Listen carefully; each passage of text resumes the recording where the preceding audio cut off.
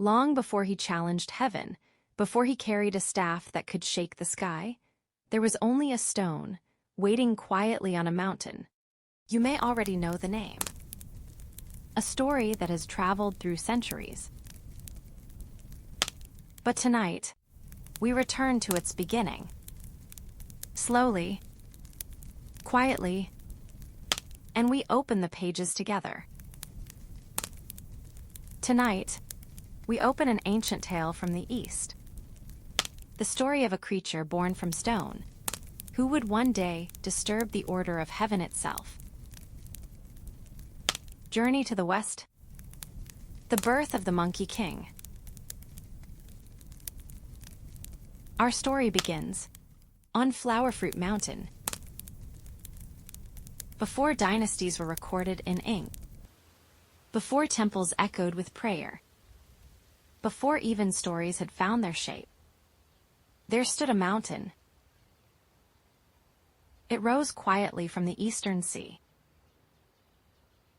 Its cliffs were veiled in drifting mist. Its forests moved with wind older than memory. The creatures who lived there did not question its age. They simply knew it had always been. This was Flowerfruit Mountain,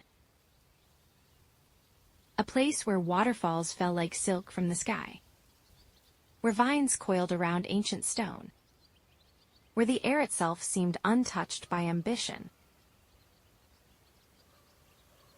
And near the summit, resting alone upon a sunlit ridge, there was a stone. It was not remarkable at first glance. Not carved. Not shaped by human hands. It bore no inscription. And yet, it did not feel ordinary. Through long summers, it endured heat without cracking. Through endless winters, it held warmth within. Storms struck it. Lightning brushed its surface. The sea winds circled it year after year. Still it remained. No one saw the light that flickered faintly within it. No one heard the subtle pulse beneath its silent shell. For ages beyond counting, the stone waited. Until one morning, when heaven and earth were briefly aligned, it opened. A sound rang across the mountain. Not thunder, not the splitting of rock, but something between a breath and a cry. From the heart of the stone, a shape emerged.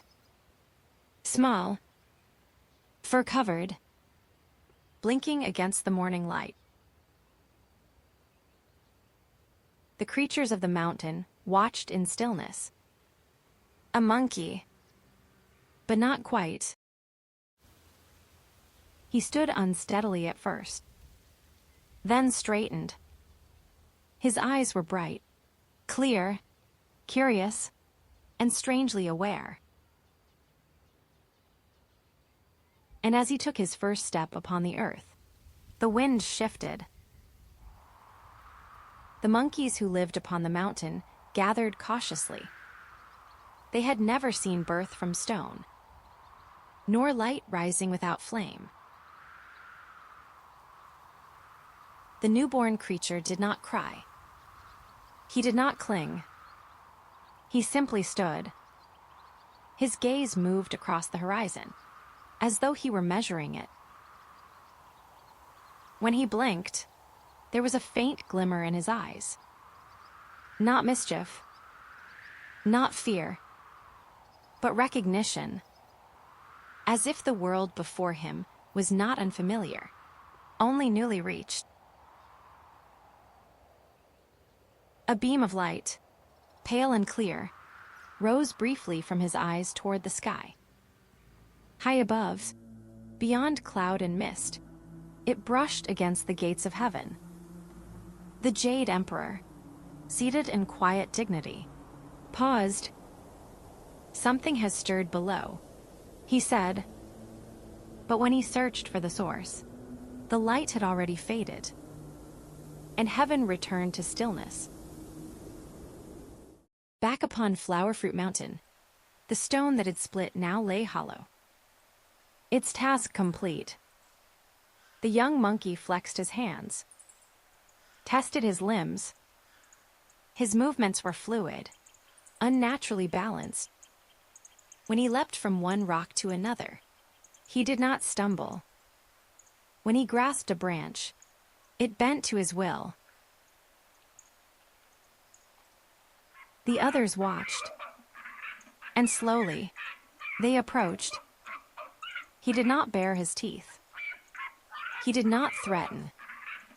Yet there was something about him that asked for space, and something else that invited curiosity. He laughed then, a clear, ringing sound that echoed through the valley. The forest seemed to answer. Birds took flight. Leaves trembled. The wind turned playful. And so the stone-born monkey entered the world, not as a child to be carried, but as a presence already awake. The monkeys of Flower Fruit Mountain lived lightly. They swung between branches. They drank from clear streams. They feasted on fruit warmed by the sun. The stone-born monkey moved among them easily, but never quietly. He climbed higher than the rest, leapt farther than seemed safe, balanced upon branches too thin for others to trust. When he landed, leaves scattered. When he ran, the ground answered. And when he laughed, it was not gentle. It rang sharp and bright, like wind striking hollow bamboo. Wild, untamed, alive. One summer afternoon, the monkeys gathered beside a waterfall. It fell from a cliff in silver threads, plunging into a deep pool below. Mist rose constantly from its base, hiding whatever lay behind its curtain of water. One of the older monkeys spoke. "I have often wondered," he said softly, "what lies beyond that falling water." The others murmured. Some had imagined treasure. Some imagined danger. None had dared to look. The stone-born monkey stepped forward. His eyes narrowed slightly, not in fear, but in calculation. "If there is a cave," he said, "we should know it. And if there is nothing," he smiled, "then we will know that too." Before anyone could stop him, he crouched low upon the rock. His body coiled like a spring. And then, he leapt.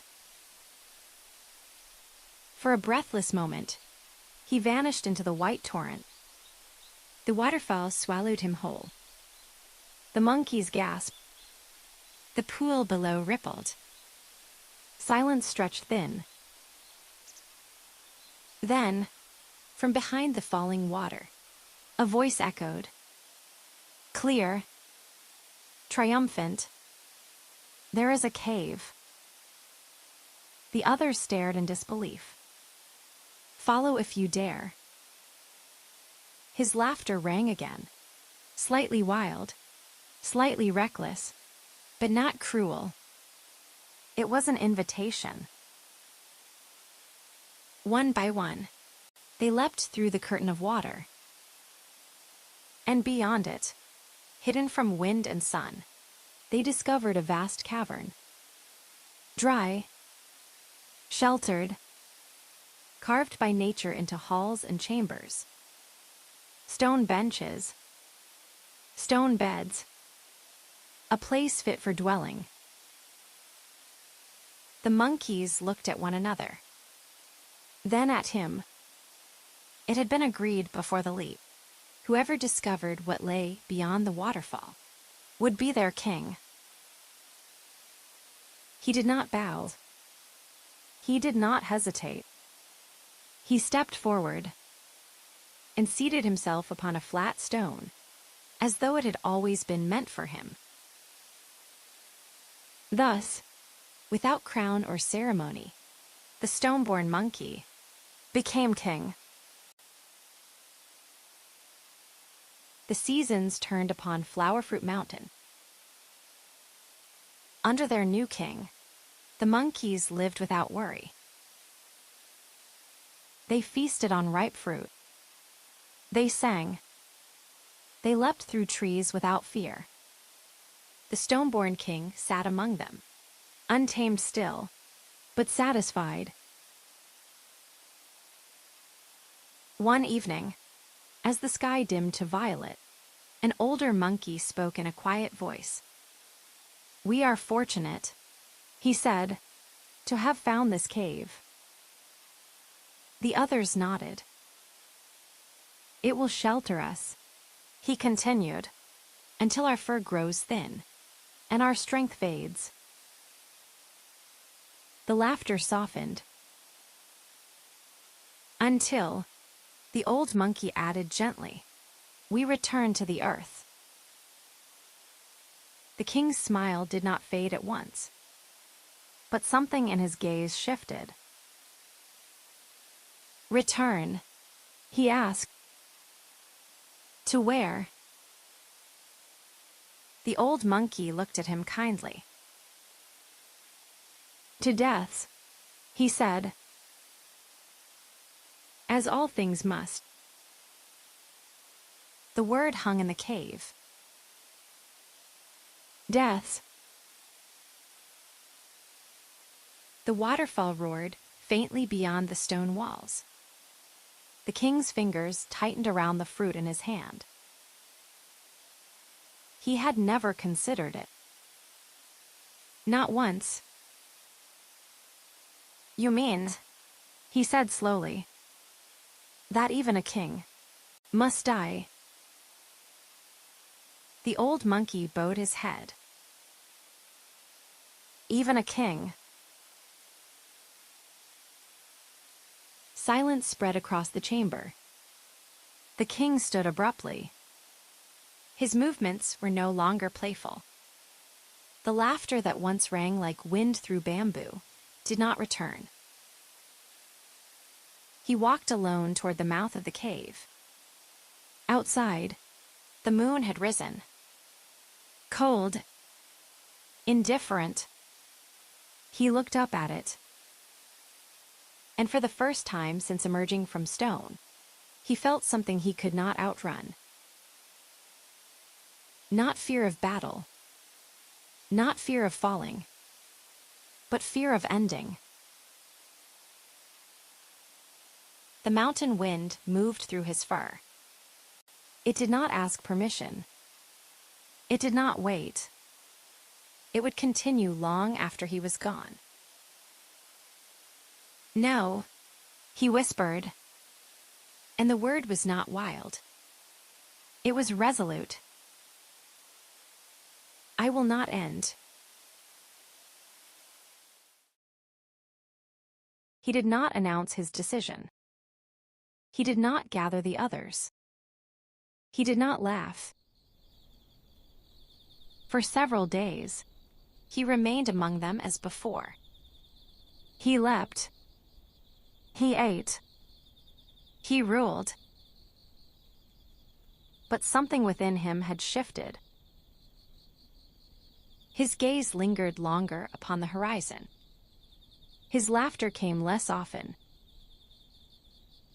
And at night, when the others slept, he remained awake.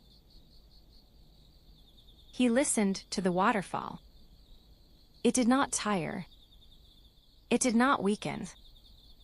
It flowed endlessly.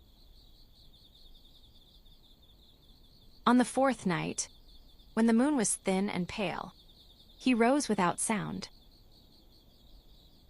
He walked through the cavern halls, past the sleeping forms of his companions, past the stone seat that had become his throne. He paused there, only briefly. Then he stepped beyond the curtain of water and into the open air. The mountain wind greeted him.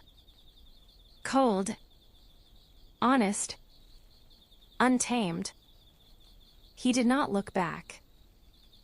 At the shore below the cliffs, he found driftwood caught between rocks. He bound the pieces together with vine and fiber. The work was rough, unpolished, but steady. At dawn, before the others stirred, the stone-born king pushed his small raft into the sea. The waves did not welcome him. They did not resist him either. They simply moved, as they always had. He stood upon the raft. The mountain grew smaller behind him. The mist swallowed it slowly. Flowerfruit Mountain, his birthplace, his kingdom, his laughter, vanished from sight.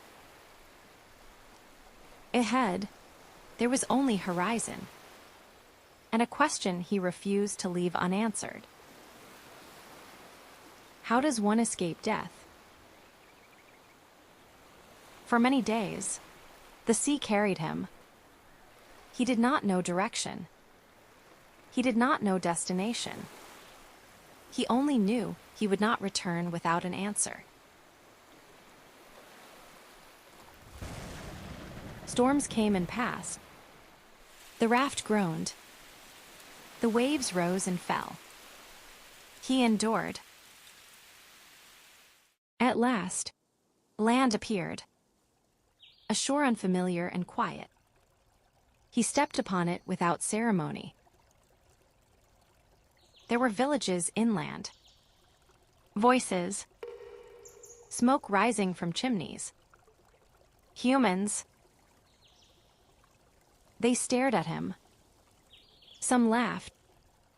Some recoiled. But he did not linger. He had not come for comfort. He wandered through forests and valleys. Years passed. Yes, years. He searched for sages, hermits, scholars. Some promised secrets. Some spoke empty words. None satisfied him. Until one day, high upon a mountain wrapped in white cloud, he found a small temple hidden among ancient pines. The air there felt different. Still, clear, untroubled. At its gate sat an old man. Plain robes, unremarkable posture, eyes half closed. He did not appear surprised. "You have traveled far," the old man said softly. The monkey froze. He had not spoken. He had not announced himself. "How do you know?" he asked. The old man opened his eyes. They were calm, deep, reflecting nothing and everything. "Because," the old man replied, "you are still carrying the sea upon your shoulders." The monkey did not understand the words, but he understood the feeling behind them. He bowed, for the first time since his birth from stone.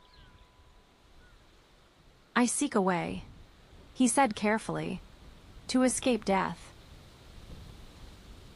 The old man regarded him, not dismissively, not indulgently, simply, fully. "Escape?" the old man asked gently, "or understand?" The monkey hesitated. He had not considered the difference. "You may remain," the old man said at last, "but you will not learn what you expect." The old man did not speak of immortality again. He did not give secret scrolls. He did not offer instructions for power. Instead, he handed the monkey a broom. "Begin here," he said. And so he swept, morning after morning. Leaves that fell again the next day. Dust that returned with the wind. He carried water from the mountain spring, stacked firewood, prepared simple meals, listened to the master speak of harmony, of balance, of emptiness. He did not understand, but he did not leave. Years passed. His fur grew slightly longer, his gaze steadier. The wild laughter softened, though it never vanished entirely. Sometimes, while sweeping, his tail would flick impatiently. But he restrained himself. He waited. Other students came and went. Some grew frustrated. Some left. He remained. Because beneath his patience burned a single question. How does one not end? One evening, after many years had passed, the master gathered his disciples in the hall. The oil lamps burned low. The air was cool. The monkey knelt among the others. Still, attentive, waiting. The master spoke of discipline, of stillness, of the empty cup that must be emptied again. The words drifted gently through the room. Some nodded. Some yawned discreetly. The monkey listened, but a question stirred within him. After the lesson ended, as the others bowed and prepared to leave, he remained. "Master," he said quietly, "I have swept your floors for years. I have carried water. I have waited. Yet you have not taught me the art I seek." The hall grew still. The other disciples exchanged glances. It was bold to speak so directly. The master did not scold him. He did not raise his voice. He simply stood, walked toward him, and with a folded knuckle, tapped him lightly upon the head. Once, twice, 3 times. Then he turned, and without another word, retired to his chamber, closing the door behind him. The other disciples whispered, "He has angered the master." One muttered. "Foolish monkey," said another. The monkey did not answer. He sat very still. The 3 taps echoed in his mind, not as punishment, but as instruction. 3. And the master had gone inside. That night, when the moon stood high and pale, and the temple lay silent, the monkey rose quietly from his mat. He walked through the courtyard, past the sleeping forms of the others, to the master's chamber. He raised his hand and knocked gently upon the door. 3 times. There was a pause, long enough for doubt. Then the door opened. The master stood there, as though he had been waiting. "You have understood," the master said softly. The monkey bowed deeply. For the second time in his life, and with greater sincerity. Enter. The chamber was small. An oil lamp burned between them. Its flame moved gently, though no wind entered. The master seated himself upon a woven mat. The monkey knelt before him. Still, alert. You seek freedom from death, the master said quietly. Yes, the monkey replied. The word carried no laughter now. Only resolve. There are methods, the master continued, by which one may extend life. He paused. But methods are not the same as wisdom. The monkey listened carefully. The master's gaze lingered upon him, longer than before, as though measuring not his strength, but his restraint. Your bodies, the master said, is not ordinary. You were born from heaven and earth. The monkey's eyes flickered. The master knew. Of course he knew. But power without stillness, the master added gently, becomes fire without vessel. The monkey bowed his head. He did not fully understand. But something within him stirred. And so the master began to teach. Not loudly. Not ceremonially. But softly, as though revealing something that had always existed. He taught him the art of breath. How to draw air deep into the lower abdomen. How to let it settle like water in a still pond. How to hold it without strain. And release it without waste.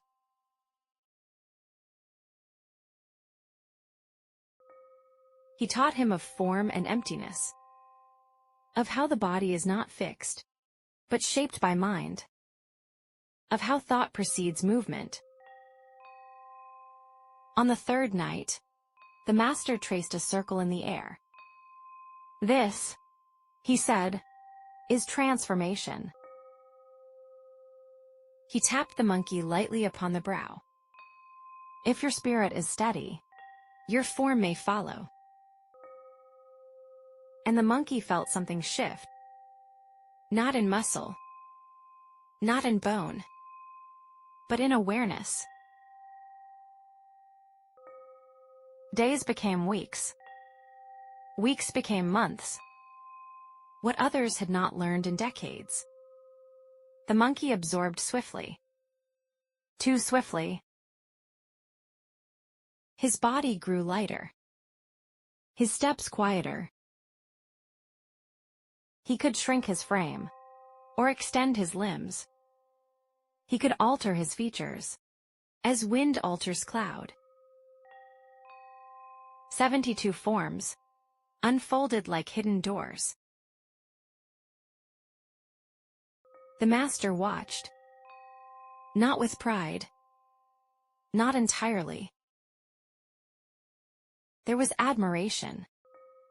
Yes. But also concern. He saw in the monkey, not only talent, but momentum. A force that once released, would not easily return. One night, after a particularly effortless transformation, the monkey smiled, slightly wild again. The master noticed. Remember, he said quietly, skill is not the same as control. The monkey bowed. But his heart burned bright. He had found what he sought. Or so he believed. One morning, before the sun had fully risen, The master called the monkey to the courtyard. The sky was pale. The pine trees stood unmoving. Even the birds were silent. "You have learned much," the master said. The monkey bowed deeply. Not hurriedly. Not eagerly. But with awareness. "You were born without a surname," the master continued. "Without lineage. Without anchor." The monkey listened. For the first time since leaving the mountain, he felt the weight of those words. He had come from stone. From sky and earth. From no family at all. "Every being who walks a path," the master said gently, "must be named. A name binds you to the world. It also reveals you." The monkey lifted his head slightly. There was no wildness in his eyes now. Only attention. "You were born from stone," the master said. "In the mountain of flowers and fruit. From heaven's breath and earth's stillness." He paused. "The character for monkey," he continued softly, "is written with the sign of child. And the character for awakening." He let the word hang in the air. "Is Wu. From this day forward," the master said, "you shall be called." He looked directly into the monkey's eyes. "Sun Wukong." The monkey felt the sound settle within him. "Sun Wukong." Awaken to emptiness. Awaken to truth. Awaken to self. For a moment, something in him softened. He bowed again. Lower than before. The master watched quietly. He saw the power. He saw the brilliance. He saw the hunger that still remained. "Remember your name," the master said gently. "It is not a weapon. It is a mirror." The morning light touched the courtyard stones. And Sun Wukong, once a nameless creature of mountain and mist, rose with a new weight upon his shoulders. Not the weight of stone. Not the weight of sky. But the weight of becoming. In the days after receiving his name, Sun Wukong trained with greater intensity. He moved with confidence. Too much confidence. When he leapt from roof to courtyard, he did so not in necessity, but in display. When he shifted form, he did so not to practice, but to prove. The other disciples whispered. The master said nothing. Until one evening.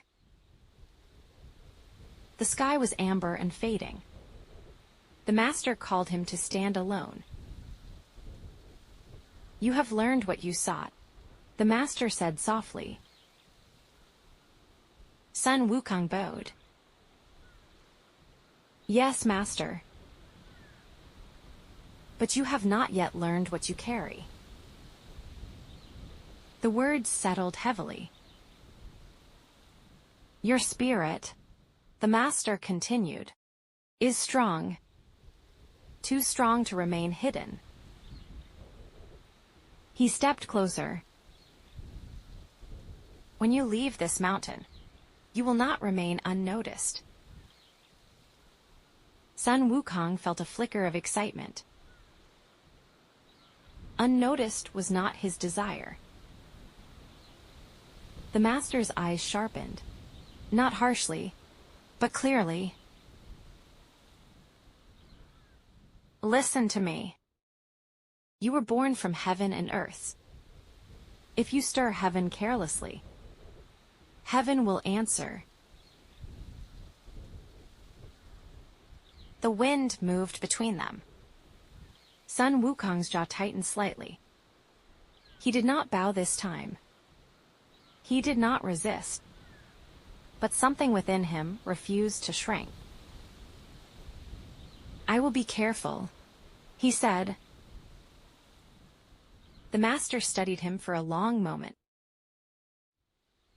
No, he replied quietly. You will not. Silence. Then, unexpectedly, the master turned away. You must leave. The words were not shouted. They were final. The path beyond this mountain is no longer mine to guide. Sun Wukong's chest tightened. For the first time, he felt something like loss.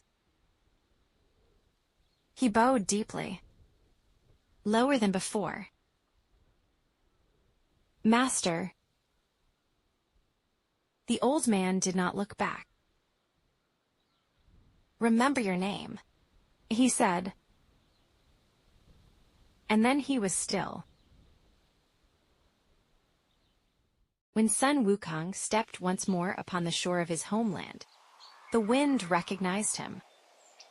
It circled him briefly, as though testing what had changed. Flower Fruit Mountain rose in the distance. The waterfall still fell. The monkeys still leapt among the branches. Everything appeared the same. And yet, it was not. When he climbed the cliffside path, the younger monkeys ran toward him. They shouted with joy. King! King has returned. Their voices echoed through the valley.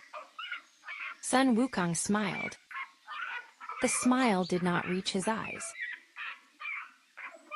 He leapt to the highest branch in a single bound, too high for any to follow. From there, he looked down upon the mountain.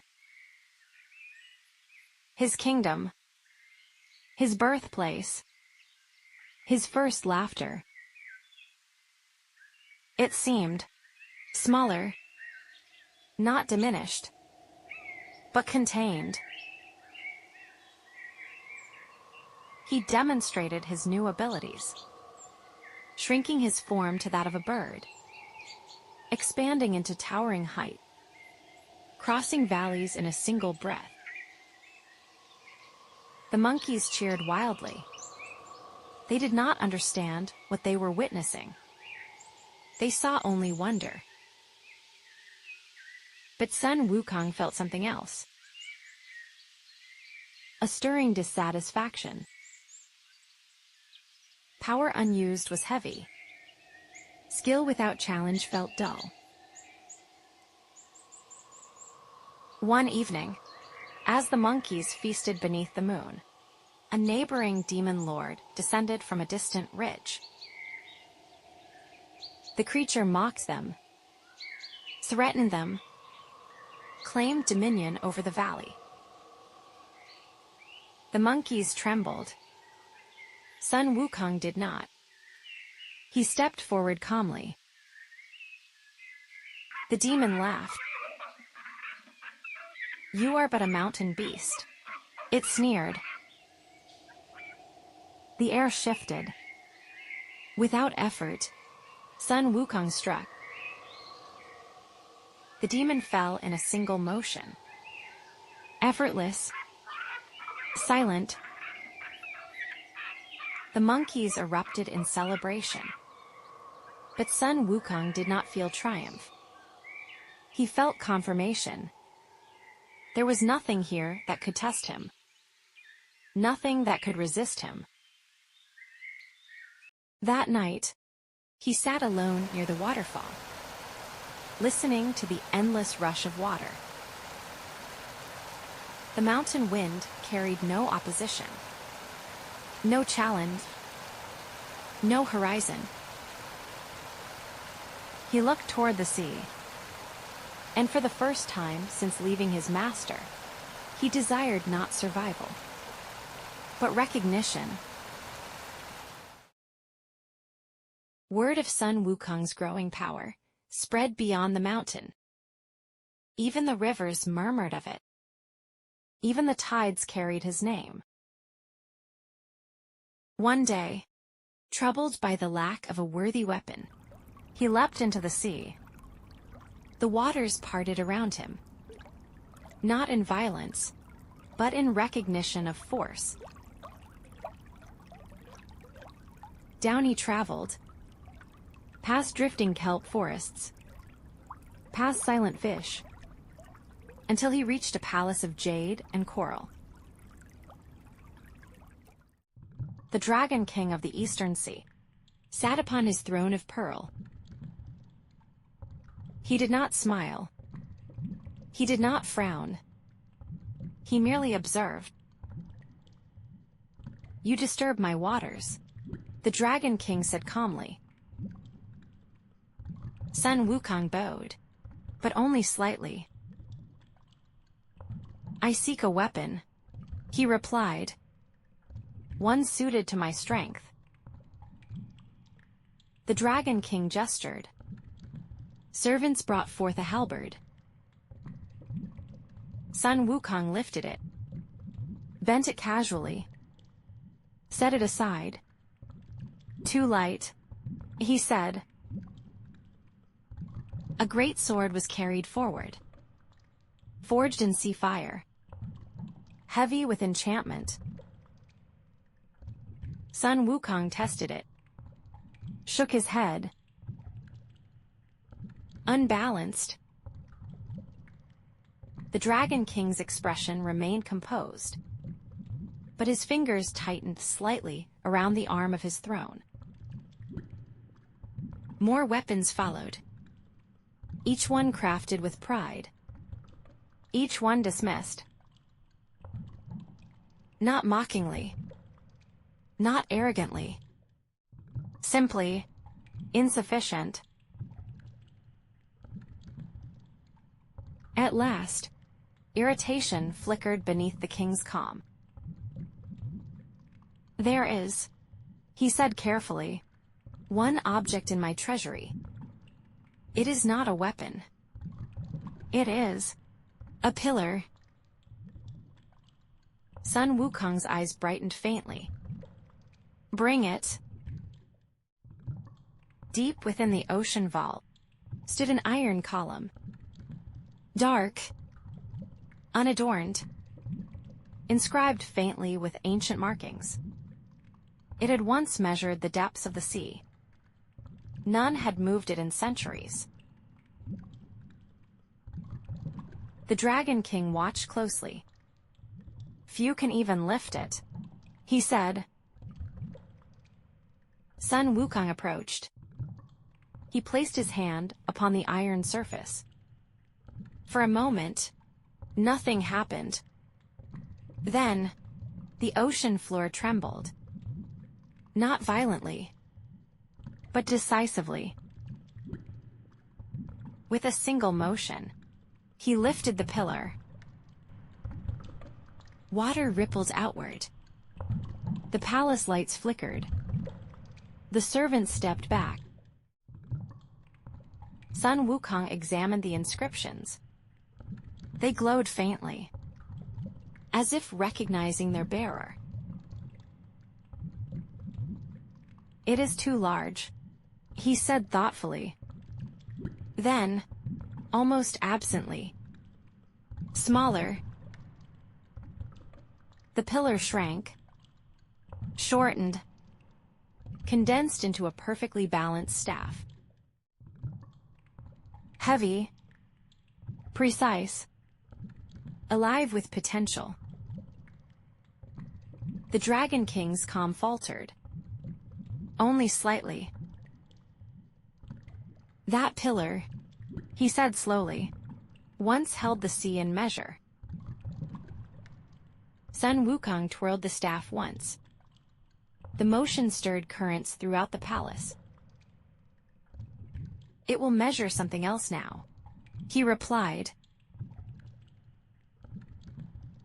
He placed the staff behind his ear, where it shrank to the size of a needle. Effortless. Natural. He bowed. Again, only slightly. My thanks. And without waiting for response, he ascended through the waters, as though they offered no resistance at all. The Dragon King did not storm. He did not rage. He composed himself, and then he ascended. At the Jade Emperor's court, clouds formed the floor. Light filtered without source. The immortals stood in ordered rows. Still, precise, unshaken by mortal concerns. The Dragon King bowed deeply. There is a creature below, he said carefully. Who disturbs the seas? The Jade Emperor listened. He did not interrupt. He has taken the iron pillar that once measured the ocean's depth. A murmur moved faintly through the court. Not alarm. Annoyance. A beast, one official asked. A monkey, replied the Dragon King. Several immortals exchanged faint smiles. A mountain animal with ambition, another said lightly. The Jade Emperor remained thoughtful. Does he possess merit? He asked. The Dragon King hesitated. He possesses strength. A pause followed. Not fearful. Not urgent. Simply weighing. Heaven did not wish for disorder, but neither did it wish to descend for every disturbance.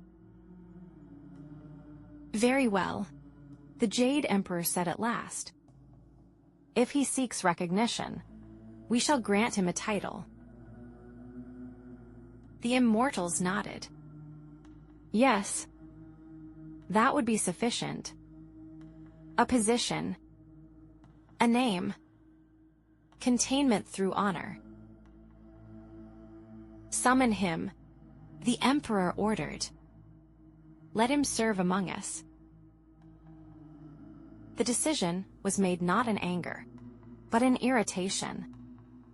A minor imbalance to be corrected. A small fire to be contained. And so, a heavenly envoy descended to Flowerfruit Mountain. Not to wage war, but to recruit. Sun Wukong accepted the summons. He ascended to heaven not as a conqueror, but as an invited guest.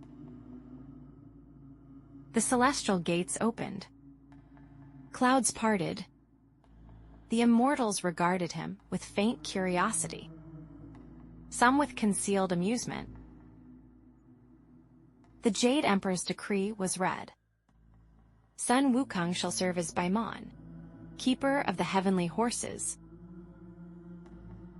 The title sounded ornate, formal, respectable. Sun Wukong nodded once. Position in heaven. Recognition. This, he thought, was fitting.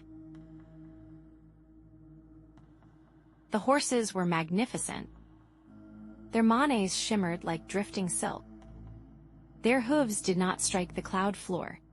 They glided. Sun Wukong tended them with surprising care. He brushed them, fed them, ensured their health. For a time, he was content. Until one afternoon, while wandering the palace corridors, he overheard two minor officials speaking softly. "The monkey seems proud," one said. "He does not yet know," replied the other. "Know what?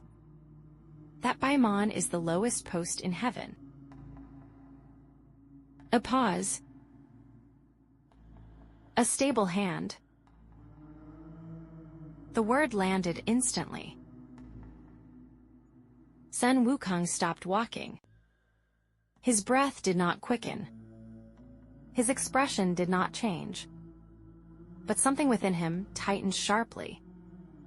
Lowest. Stable hand. He turned slowly. "Repeat that," he said. The officials froze. They bowed hastily. "It is a minor post," one admitted, "given to those of little consequence." The silence that followed felt heavier than thunder. Sun Wukong did not shout. He did not strike. He simply stood. And the air around him shifted. Clouds trembled. The horses in the distant stables stirred uneasily. "Little consequence," he repeated. His voice was calm. Too calm. In a single motion, he leapt skyward. The stable gates shattered behind him. Not from rage, but from force. Pure, undeniable force. Sun Wukong did not storm through heaven blindly. He moved with precision. Each leap shattered distance. Each strike was measured. The golden cudgel expanded at his command, not wildly, but with certainty. Celestial guards approached in formation. Their armor shimmered. Their spears aligned. They were disciplined, ordered, ancient. Sun Wukong stepped forward. The first wave fell in a single sweep. Not screaming, not dramatic, simply displaced, like reeds before wind. The order of heaven began to loosen. Messengers, who once moved calmly between palaces, now hurried across the cloud roads. Robes fluttered. Voices lowered. No one spoke the word fear. But the harmony of the celestial court had been disturbed. Wandering further through the heavenly gardens, Sun Wukong came upon a place of extraordinary beauty. The peach orchard of immortality. Trees older than dynasties, bent under the weight of luminous fruit. It was said that those who tasted these peaches could live for thousands of years. Sun Wukong plucked one thoughtfully, then another. And soon the orchard itself seemed to sigh, beneath the mischief of a very satisfied monkey.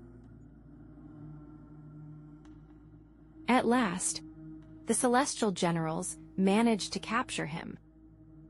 Chains forged from heavenly metal were wrapped around his limbs. Yet even bound, he did not appear concerned. The great sage Laozi ordered that the monkey be sealed inside the 8-trigram furnace, where celestial fire burned without end. For 49 days, the flames roared within that chamber of alchemy. Heaven waited. When the furnace was opened at last, the immortals expected ashes. Instead, Sun Wukong stepped calmly through the smoke. The fire had not destroyed him. It had refined him. His eyes now carried the glow of flame itself, able to see through illusion and deception. And his strength had only grown. In the court above, officials stiffened. Reports arrived one after another. The western gate has been breached. The heavenly stables destroyed. The peach orchard disturbed. Murmurs spread. Not panic, but irritation sharpening into concern. He oversteps, one immortal said. He forgets his place, another added. But the Jade Emperor's expression darkened slightly. He did not see mere arrogance. He saw imbalance. And imbalance spreads. Sun Wukong moved through heaven as though it were terrain, not authority. He shrank to evade capture, expanded to tower above generals, multiplied into dozens of forms, each one striking with identical strength. 72 transformations unfolding like a storm of mirrors. The golden cudgel lengthened across courtyards, shortened between pillars. Its weight answered only to him. The heavens trembled, not violently, but undeniably. At last, heaven summoned its greatest generals. They surrounded him in rings of light. Blades of pure energy flashed. Clouds spiraled. The air tightened. Sun Wukong stood at the center, breathing evenly. Not tired, not afraid, but exhilarated. Is this heaven? He called upward. His voice carried across vast white space. Is this all? The words were not shouted. They were curious. And that curiosity unsettled more than rage would have. The celestial armies had failed. The generals withdrew. The palace trembled in subtle fractures. And still Sun Wukong stood unbound, breathing evenly, the golden cudgel resting across his shoulder. At last, the Jade Emperor spoke quietly. Invite the Tathgata. The word moved across heaven like a ripple across still water. Not urgent, not fearful, simply necessary. There was no flash of lightning, no splitting of cloud, no thunderous descent. Sun Wukong turned slightly, and someone stood before him. A figure seated upon a lotus of light, robes flowing without wind, eyes neither stern nor indulgent, simply awake. The air did not tremble around him. It settled. Sun Wukong frowned faintly. You are late, he said. The Buddha regarded him calmly. I have always been here, he replied. The words carried no challenge, no irritation. They simply existed. Sun Wukong tightened his grip on the staff. And you believe you can stop me? The Buddha did not answer directly. Tell me, he said gently, how far can you travel in one leap? Sun Wukong smiled. that slightly wild edge returning. 108,000 li. He replied. Then go, said the Buddha. Leap beyond my palms. Sun Wukong crouched. His body coiled. With a single motion, he launched forward. Clouds tore behind him. He passed constellations. Mountains blurred beneath him. Rivers became threads of silver. He did not look back. After an immeasurable distance, he landed upon 5 towering pillars. They rose like stone columns at the edge of the world. He laughed. Wild. Victorious. He carved his name into one of the pillars. Sun Wukong was here. To mark his triumph, he relieved himself at the base. Careless. Certain. Then he leapt back, landing before the Buddha with a confident grin. I have reached the ends of existence, he declared, and returned. The Buddha raised his hand slightly. Look. Sun Wukong glanced upward. Above him, 5 massive fingers arched like mountains. The inscription he had carved rested upon one of them.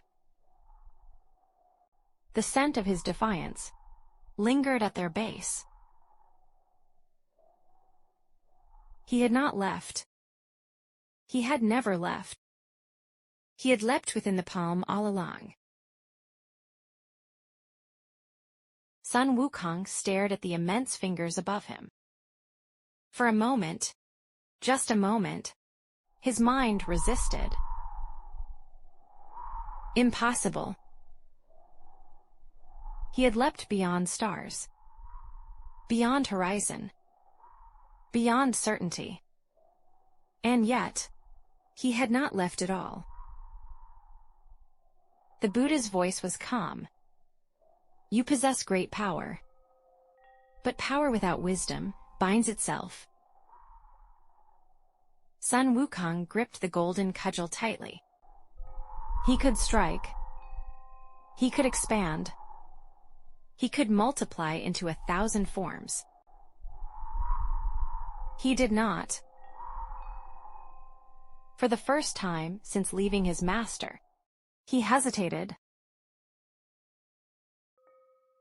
The Buddha turned his palm gently downward.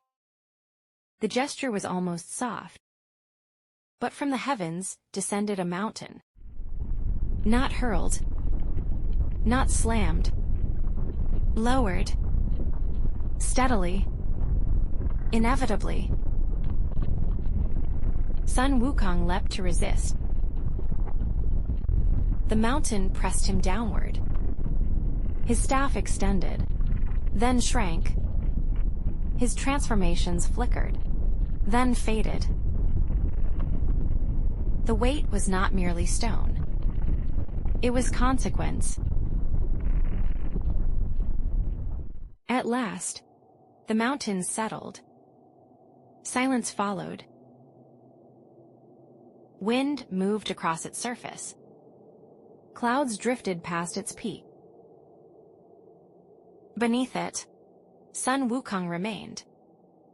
Alive. Breathing. Unable to move. He did not scream. He did not curse heaven. He lay still. And in that stillness, something unfamiliar arose. Not anger. Not pride. But awareness. For the first time, his strength could not carry him forward. He could only remain. And wait. 500 years would pass. Seasons would circle. Dynasties would rise and fall. The mountain would not move. And beneath it, the monkey who once shook heaven would learn the weight of stillness. Power had brought him to the sky. Stillness would shape what came next. And somewhere beyond the horizon, another journey was already beginning. For now, the mountain remains. The wind continues across its peak. And the world turns quietly, as it always has. Perhaps, in stillness, there is more strength than in motion.